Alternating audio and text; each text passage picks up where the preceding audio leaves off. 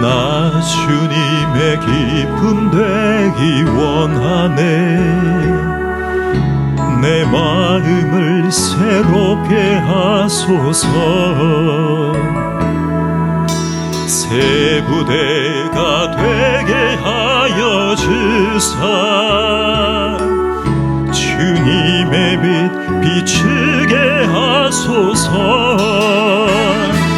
내가 원하는 한 가지 주님의 기쁨이 되는 것.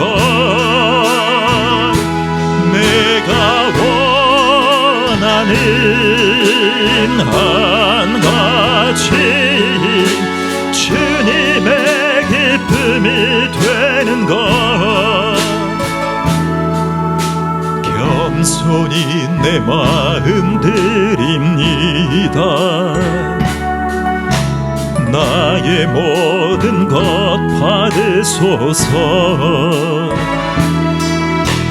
나의 맘 깨끗이 씻어주사 주의 길로 행하게 하소서.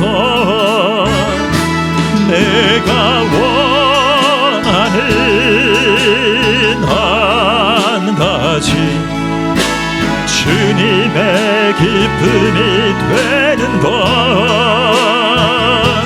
내가 원하는 한 가지 주님의 기쁨이 되는 것. 내가 원하는 한 가지 주님의 기쁨이 되는 것.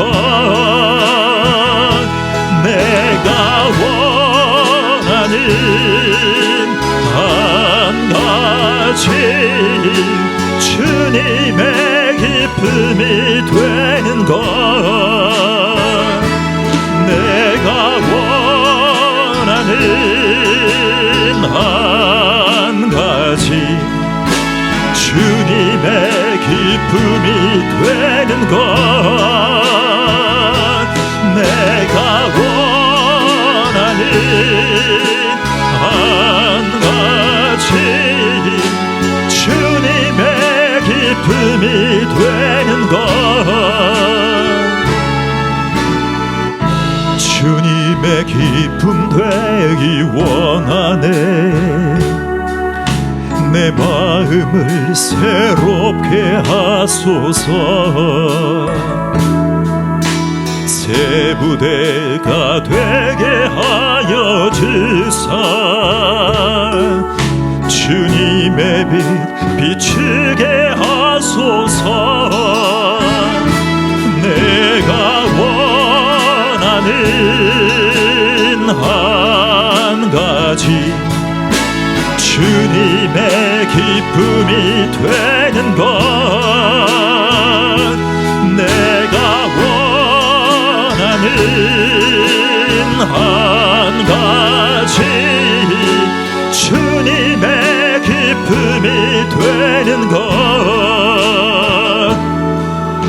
겸손히 내 마음 드립니다.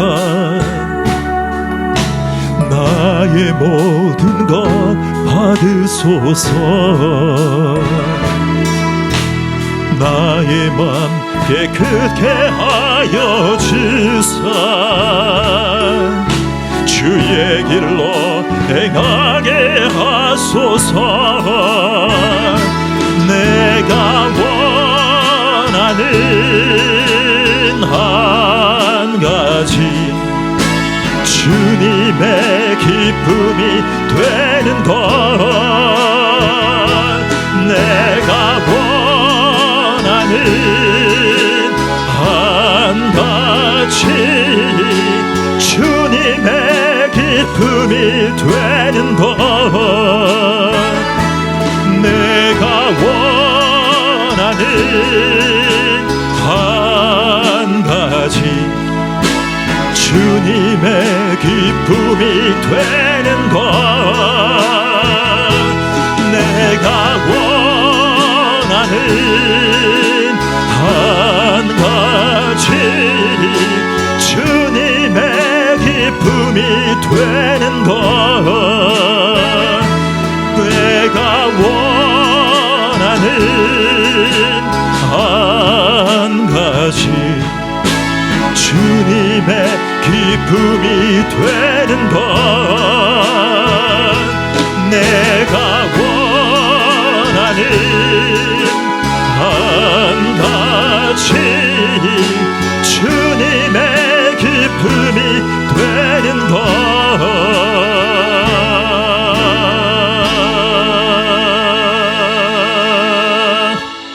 아멘. 우리 모두 주님의 기쁨이 되기를 기도합니다. 이 믿음 더욱 굳세라 같이 찬양하겠습니다.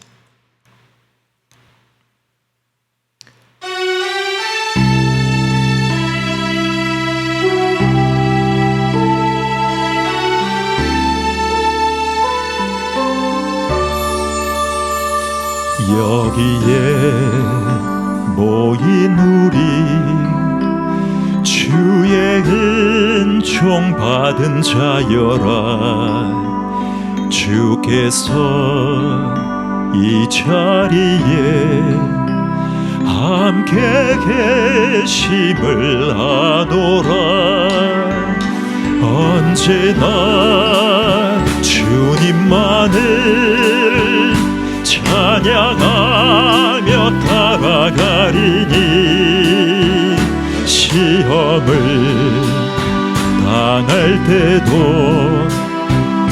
함께 계심을 믿노라 이 믿음 더욱 크세라 주가 지켜주신다 어두운 밤에도 주의 밝은 빛 인도하여 주신다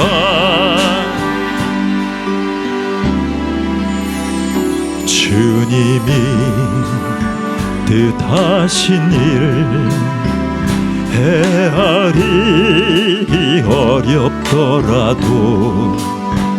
언제나 주 뜻 안에 내가 있음을 아노라 사랑의 말씀들이 나를 더욱 새롭게 하니 때로는 넘어져도 최후 승리를 믿노라 이 믿음 더욱 크세라 주가 지켜주신다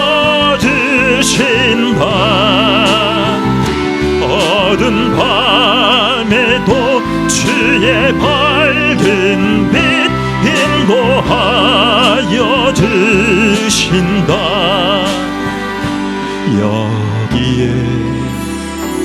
여기에 모인 우리 사랑받는 주의 자녀라 주께서 뜻하신 일 우리를 통해 펼치신다 고통과 슬픔 중에 더욱 주님 의지하오니 외로움을 이겨내고 주님 더욱 찬양하리 이 믿음 더욱 크세라 주가 지켜주신다 어두운 밤에도 주의 밝은 빛 인도하여 주신다 이 믿음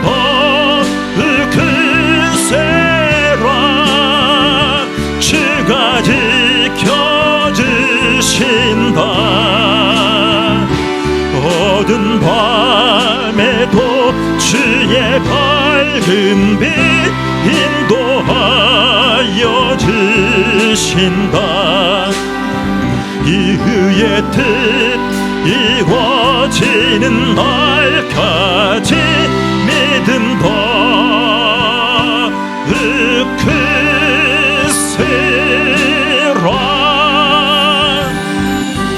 힘더 으크세라. 주가 지켜주신다.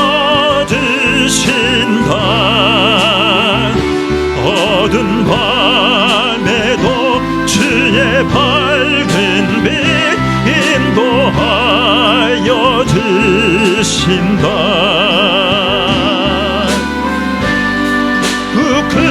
으크세라. 주가 지켜주신다. 어두운 밤에도 주의 밝은 빛 인도하여 주신다. 주의 뜻 이루어지는 날까지 믿음과 으크세라.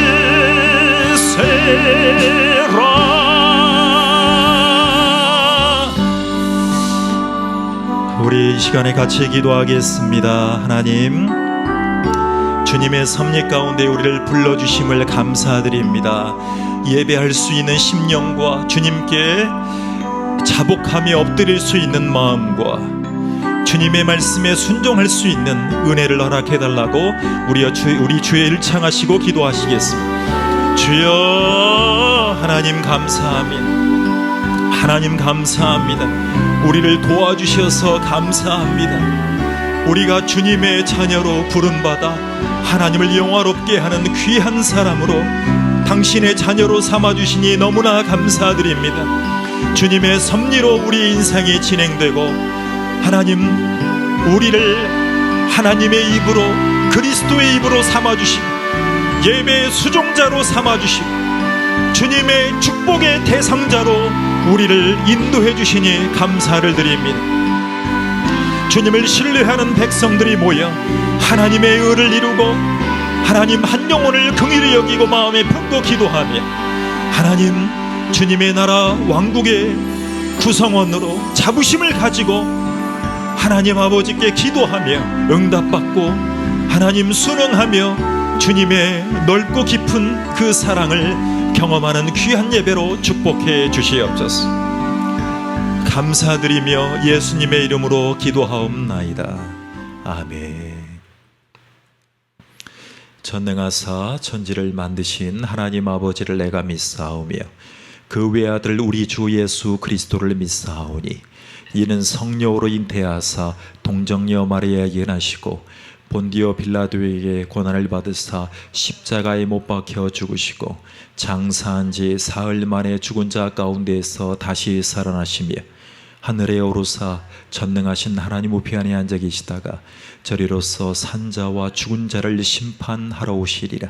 성령을 믿사오며 거룩한 공예와 성도가 서로 교통하는 것과 죄를 다시 사는 것과 몸이 다시 사는 것과 영원히 사는 것을 믿사옵나이다. 아멘. 오늘 은혜 받으실 말씀은 디모데후서 3장입니다. 목회 서신이라고 하는 디모데후서 3장 15절입니다.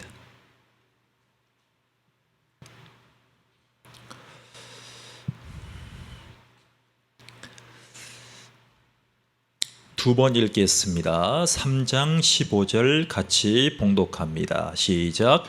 또 어려서부터 성경을 알았나니 성경은 능히 너로 하여금 그리스도 예수 안에 있는 믿음으로 말미암아 구원에 이르는 지혜가 있게 하느니라.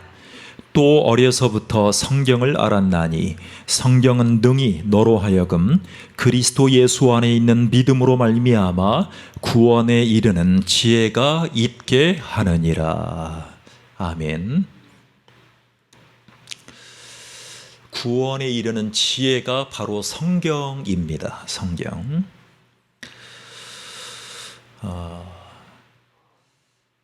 서구세계라고 합니다. 서구세계. 인류의 500년 전부터 근대 그리고 전근대라고 하는, 우리나라는 그때 조선 왕조였습니다. 임진왜란쯤이었을 것입니다. 그때 서구세계에는 이 사나이가 출현하게 됩니다. 505년 전부터 전 세계 서구 사회의 정신적인 사상의 토대가 된 사나이가 나옵니다. 그리고 종교적인 유산, 그 막강한 교황주의에 맞서서 전 세계를 올바른 성경적인 신학으로, 성경적인 신학자 겸 설교자로 이 사나이가 등장합니다.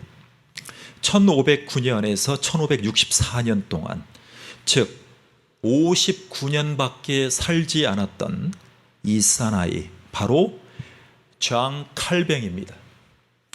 잔 칼빈입니다. 프랑스인입니다. 제가 잔 칼빈의 설교와 목양이라는 세미나를 이틀간 우리나라의 칼빈의 가장 오래 연구하신 석학들에게 말씀을 들으면서 느낀 점을 간증과 함께 나누겠습니다.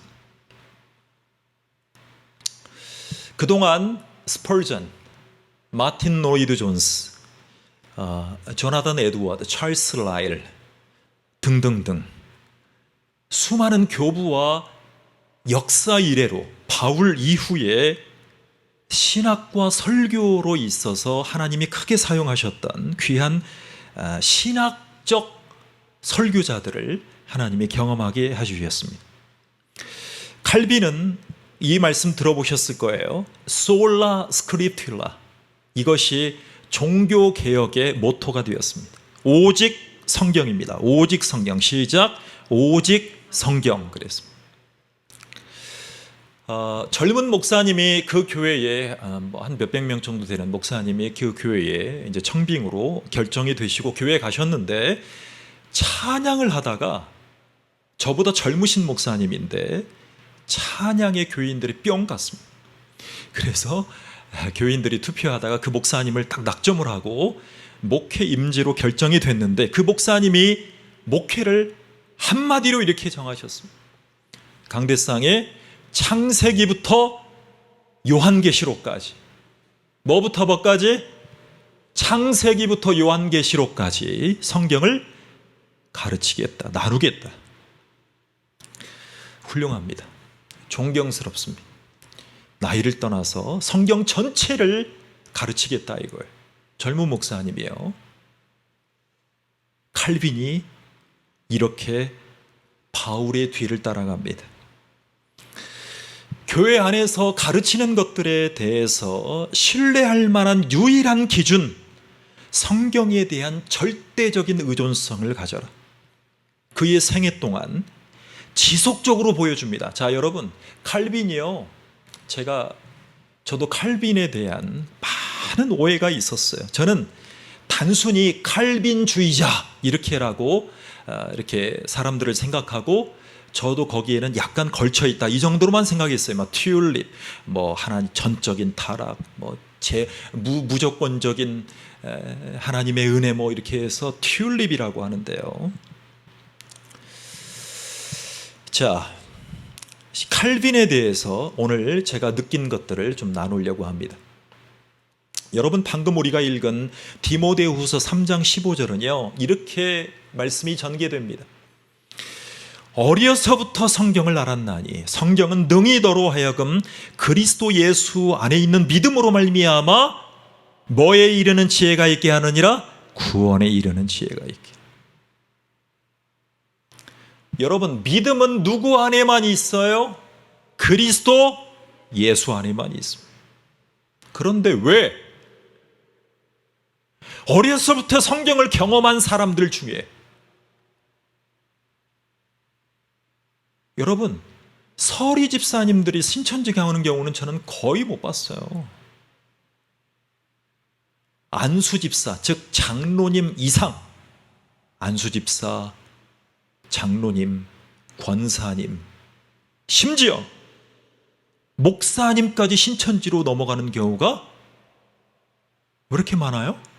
어려서부터 성경을 알았는데?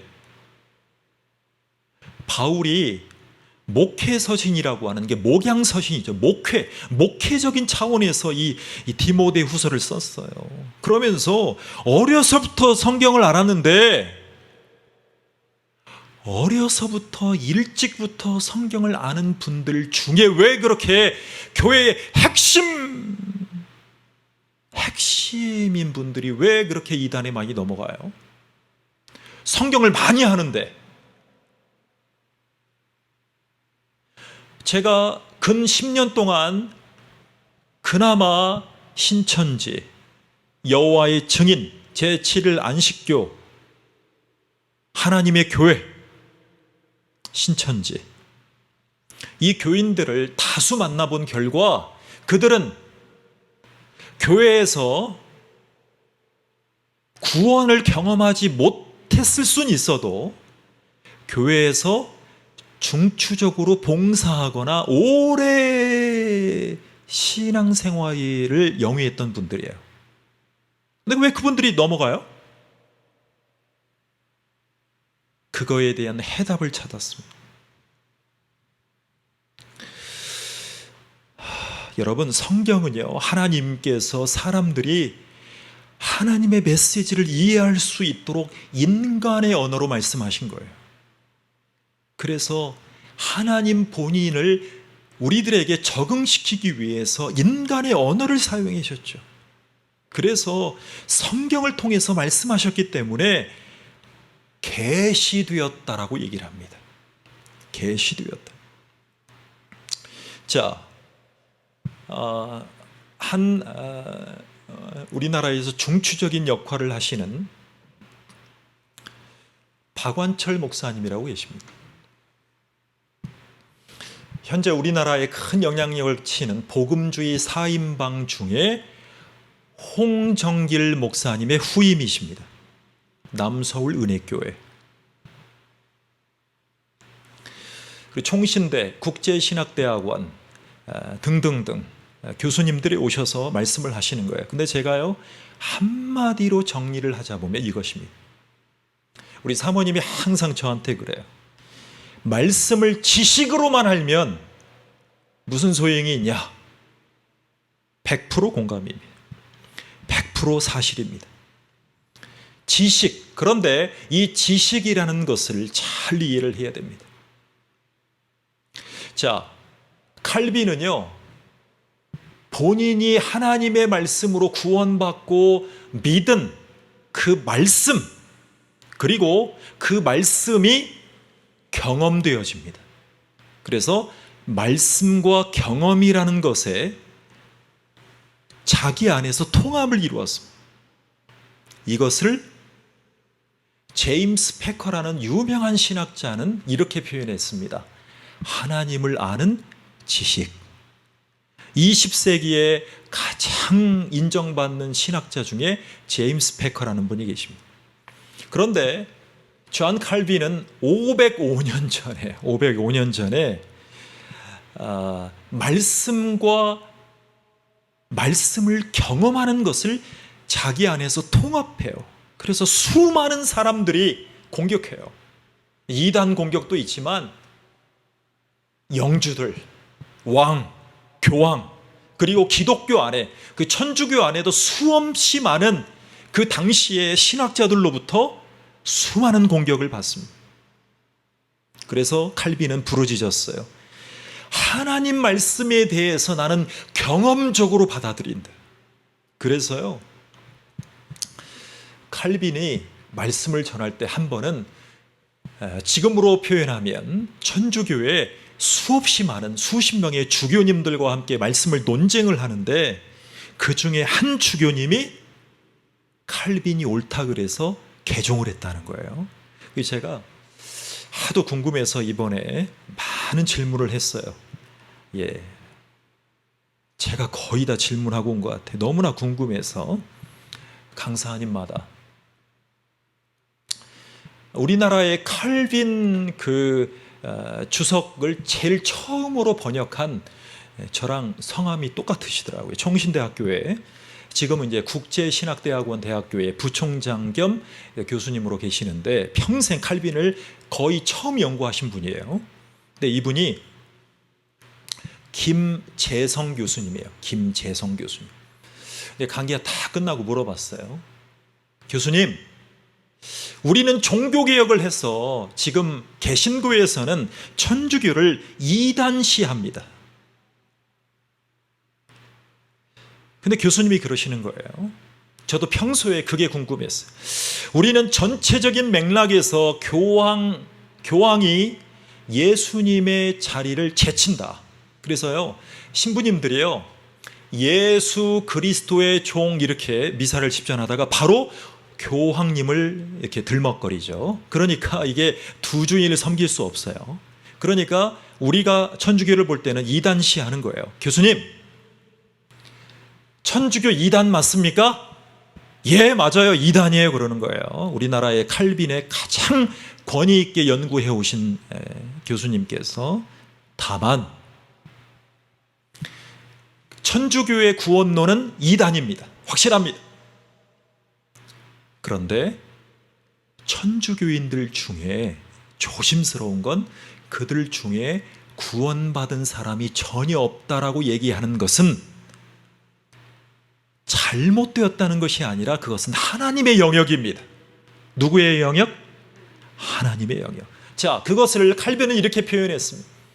하나님이 가는 데까지만 가고 서는 데까지는 선다. 여러분, 칼빈 하면 무슨 강요예요? 기독교 강요예요. 기독교 강요. 기독교 강요라는 책을 저도 사서 읽어보려고 노력 조금 한 적이 있는데요. 이제 앞으로 읽어봐야죠. 거기에 보면 처음에는 뭐 고시원에 가서 막 대작을 써야지 그게 아니라 칼빈의 기독교 강요는 어떻게 해서 태어났냐면 자기가 사랑하는 목양하는 성도들에게 이단에 빠지지 않도록 영지주의 등등의 이단에 빠지지 않도록 사랑하는 마음으로 가르쳤던 성경 공부예요. 즉 칼빈은 신학자는 신학자인데 신학자 겸 설교자예요. 그러니까 엄밀히 더 얘기하면 신학적인 것에 머무르지 않고 성도들을 사랑하는 마음으로 설교한 거예요. 이 성경 공부한 거예요. 그걸 가지고 제자들이 막 기록한 것이 기독교 강요가 됐다는 거예요. 그러니까 바울이 목회 서신을 디모데후서를 썼을 때 어려서부터 성경을 알았나니 그리스도 예수 안에 있는 믿음으로 말미암아 구원에 이르는 지혜가 있게 하느니라고 선포했던 것처럼 칼빈도 목회자였어요. 설교자였어요. 하나님의 계시가 그들의 영혼 속에 경험적으로 되살아나는 그 한 영혼의 성경의 유익을 끼치기 위해서 피를 토하면서 가르쳤던 거예요.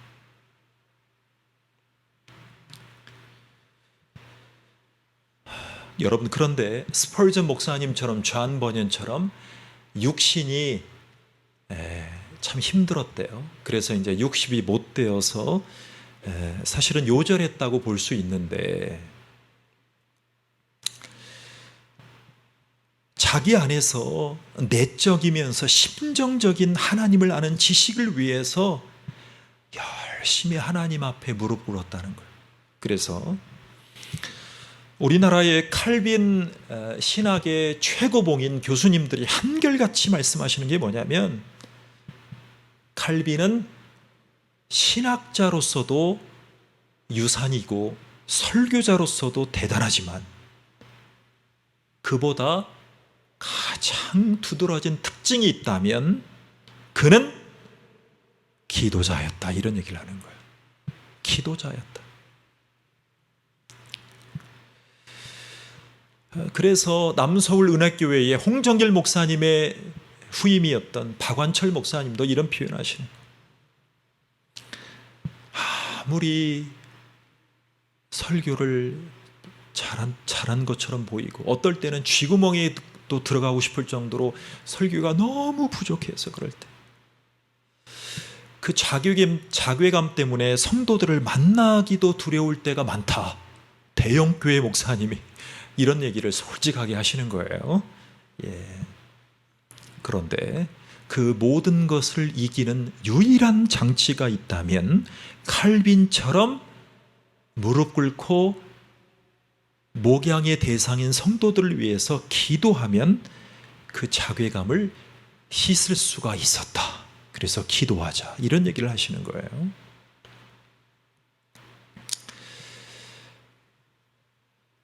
그래서 하나님에 대한 자기 내면의 심정적인 지식에 깊이 영향을 받기 위해서 하나님 앞에 몸부림쳤던 칼빈 선생. 제가요 깜짝 놀란 것들이 있어요. 여러분, 마틴 노이드 존스 있죠? 마틴 노이드 존스. 신학교 안 나왔어요. 스펄전 신학교, 공식적인 신학교 안 나오셨어요. 칼빈 비슷해요. 그런데 이 칼빈의 하나님이 쓰시는 이 자세 때문에 이것이 퓨리탄, 청교도에게 영향을 끼쳤다 이거예요. 그리고 청교도가 어디로 갔어요? 미국으로 갔잖아요.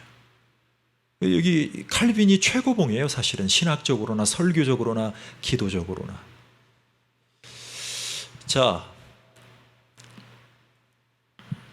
그래서 지루하고 냉담한 하나님의 지식으로 성도를 목양할 수 없으니 하나님에 대한 모든 진정한 지식은 그 본질에 있어 하나님이 내 안에 체험하게 해주시는 것이다.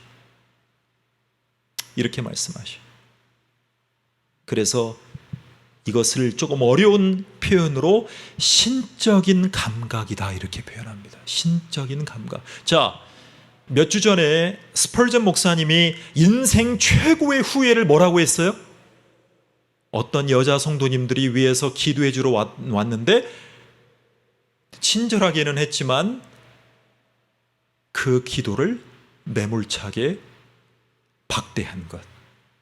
그걸 얘기했잖아요. 자, 우리는 칼빈 앞에서도 사실은 많은 생각을 하게 되죠. 그래서요, 칼빈은 하나님 앞에 항상 기도했어요. 자, 이게 저의 결론이고 여러분들에게 적용이 되는 것입니다. 칼빈은요, 자기 안에 내적으로 하나님이 깨닫게 해주신 성령의 말씀을 통해서 기도했고, 기도한 걸 통해서 성도들을 목양했어요. 그리고 신학적으로 방어를 했고 이단들과 왕과 교황을 이겨갔어요. 자, 그런데 제가 그 김재성 교수님에게 여쭤봤어요. 교수님, 김재성 교수님, 총신대의 문병우 교수님, 뭐 등등등 다 우리나라의 칼빈으로서는 전문가 중에 전문가들이니까요. 그런 분들에게 물어봤어요. 칼빈은요, 성도들이 말씀을 들을 때 그 말씀이 그 영혼들을 설득하기를 원했어요. 말씀이 그 영혼들을 휘집기를 바랬어요. 그러니까 조금 더 쉬운 표현으로, 직설적인 표현으로 성도들의 인격 전체를 뒤집어 엎는, 인격 전체를 설득시키는 설교자, 목양자가 되기를 원했어요. 그게 설교의 목적이었어요. 기도의 목적이었어요. 말씀을 듣고 기독교 강요로 지금으로 얘기하면 성경을 가르친 거예요. 그게 교리서가 4권으로 또 번역이 되고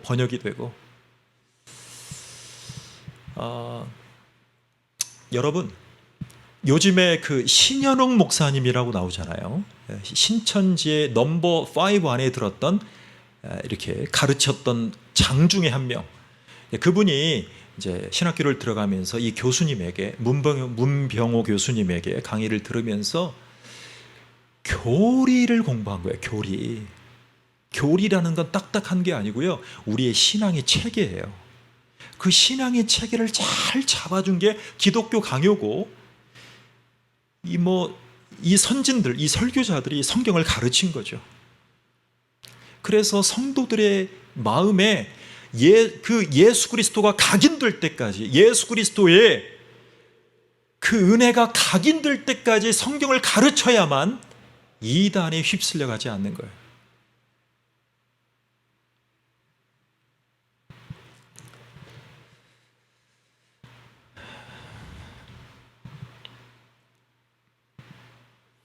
그래서 이제 결론을 내리는데요, 성령님이 하나님의 말씀을 전달하시고 깨우치시고 확인해 주시는데, 우리의 지식을 활성화시키지만 우리의 내면까지 들어오셔서 하나님과의 관계에서 하나님을 신뢰하는 믿음을 허락하신다. 그래서 관계적이라는 것입니다. 관계적이에요. 그러니까 성령님이 기도하게 하시고 말씀을 깨닫게 하시는데 관계성이 정립이 되는 거예요. 그래서 우리가 흔히 하는 표현으로 우리의 믿음의 대상이 누구냐? 그것이 바로 예수 그리스도예요. 예수 그리스도. 여러분,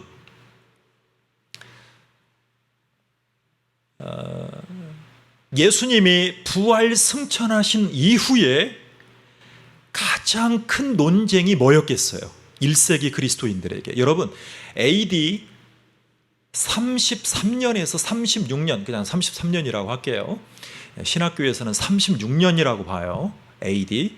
그러니까 예수님이 부활 승천하신 것이, 예수님이 탄생하신 이후에 33년도부터 100년 전후해서 예수님이 승천하신 다음에 바울이 신약 성경에 반절을 썼잖아요. 바울을 가장 괴롭혔던 것, 그리고 바울 이후에 교부들 가장 괴롭혔던 것이 무엇이겠어요? 자, 크리스찬이라고 그러잖아요. 크리스찬을 누구를 믿는 사람이라고 그래요? 그리스도를 믿는 사람이에요. 그래서 기독론이 공격을 받아요. 니네가 믿는 예수가 하나님의 아들로 오셨다는데 어떻게 하나님이신 분이 어떻게 죄의 모습을 가진 인간의 몸을 입고 어떻게 오실 수 있냐? 이것이 이단의 초기 원류라고 할 수 있는 영지주의입니다. 영지주의.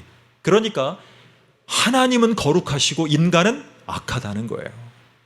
자, 그러니까 바울이 사역하면서 가장 괴롭혔던 1세기 그리스도인들에게 바울을 중심으로 가장 증명해야 될 것은 예수님의 그리스도 되심이에요. 구원자 되심, 메시아 되심, 예수님의 하나님의 아들 되심. 여러분, 여기에 이단들이 누구로 끼었어요? 언약의 사자로 그분들이 끼었다고 그러죠. 이 방대한 성경의 핵심적인 교리를 천천히 가르치는 교회가 좋은 교회예요. 하나님이 우리 교회 가운데도 목회자의 인격 전체를, 성도의 인격 전체를, 지정의를 하나님이 굴복시키고 설득하셔서 하나님을 믿는 믿음이 경험되어지는 귀한 교회가 되기를 축원합니다. 하나님 감사합니다. 주님이 인도해 주셔서, 주님이 우리 가운데 함께해 주셔서 칼빈에게, 바울에게 역사하셨던 하나님의 은혜가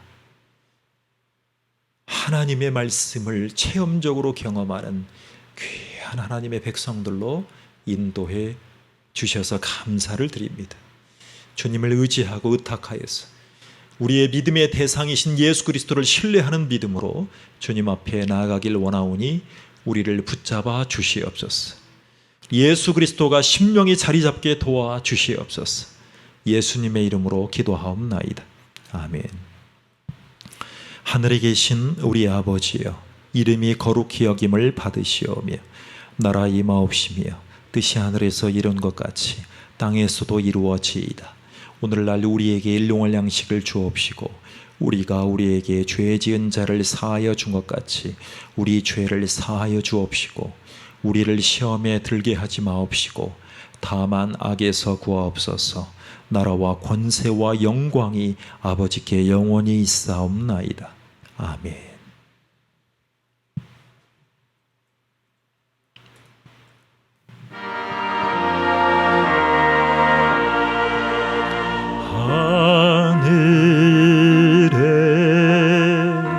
계신 아버지 이름 거룩하사 주님 나라 임하시고 뜻이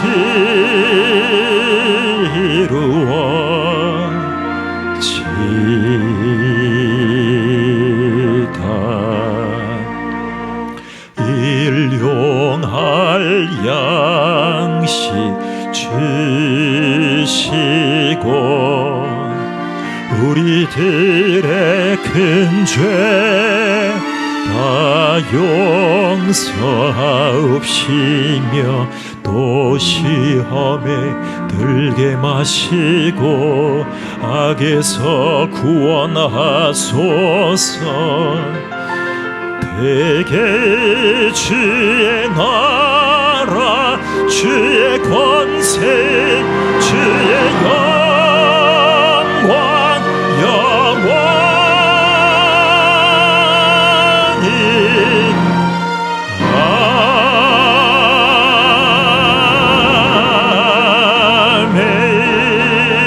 아멘. 아멘.